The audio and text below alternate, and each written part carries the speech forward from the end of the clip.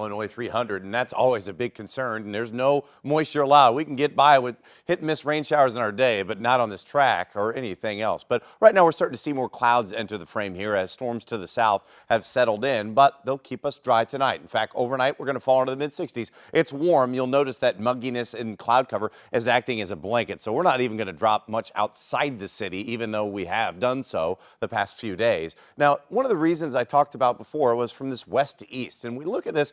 Typically, that's where our weather patterns are coming from, right? But sometimes we have these dips in the jet streams or strong highs that build in and really dig in for heat, humidity, and dry weather. But as we see this, there's nothing too significant. But what we're noticing is all these storms that work their way across the Front Range of the Rockies. They ride that moisture right over the 12,000, 15,000 feet, and then storms develop. And then sometimes they don't move too far if there's nothing pushing them, there's no big wind, or they fall apart after they've created considerable rain. You'll see that wide area. This is a pretty standard pattern for us, but watch how we've had some of these storms that have developed, filled into one big line, and then even taken a dive to the south. So you're thinking, well, this is headed our way, right? Oh, watch what this computer model does to this, right?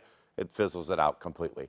And that's what happens this time of the year. But what I do want to point out is what it leaves behind at these little boundaries as it falls apart. And so when we get our own heating of the day, we have that humidity. That's maybe a little bit of a spark that provides it to at least give us an opportunity for scattered showers and storms. Now, sometimes the timing may vary and you don't know exactly where these storms are going to develop, but perhaps Monday evening looks like it's going to be our first bet. So let's talk about that first. On your Monday, you're going to start off dry, temps in the mid 70s. It's muggy. We're in the 80s by noon, and then 88 by 3 o'clock. At least a chance around. I think a lot of people are going to miss this rain. However, as we go into Tuesday morning, same type of thing. There's going to be lots of dry time on Tuesday. Brief heavy rain is possible, and then we'll see that fizzle out. As we run into where these boundaries are, sun comes out again, it gets hot and humid, we may see another additional storm fire up. It's just where do these boundaries set up? That's how determines our rain chances. So Monday, even at noon, I think is dry. Let's call the best rain chances Monday evening, Tuesday morning, and then Wednesday as the front finally pushes through. I think that's our best bet. So for the next few days,